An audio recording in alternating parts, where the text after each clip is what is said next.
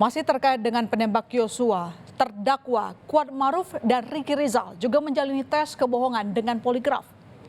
Ada 2 kali tes yang dilakukan terhadap Kuat dan Ricky. Yang pertama saat Kuat Maruf ditanya, apakah lihat Sambo menembak? Jawaban Kuat, tidak. Skor poligraf adalah minus 13, artinya Kuat terindikasi bohong. Jadi ada kemungkinan Kuat melihat saat Sambo menembak. Lalu saat Kuat ditanya, apakah memergoki pemerkosaan Putri Chandrawati? Jawaban Kuat adalah tak melihat. Dan hasil poligraf skornya plus 9. Artinya saat itu Kuat terindikasi jujur.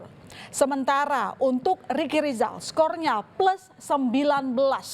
Saat ditanya apakah kamu melihat Sambo menembak Yosua, jawaban Ricky tidak melihat. Hasil poligraf Ricky Rizal ini terindikasi jujur.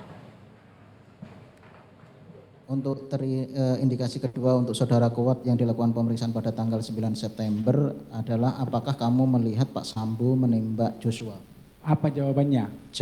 Jawabannya saudara Kuat tidak. Nah, itu hasilnya indikasinya apa? Bohong apa? Berbohong. Bohong. Bahwa saya sudah jujur kalau saya tidak melihat. Ya. Tapi di poligraf kok masih berbohong gitu aja. Ya. Terima kasih yang mulia. Itu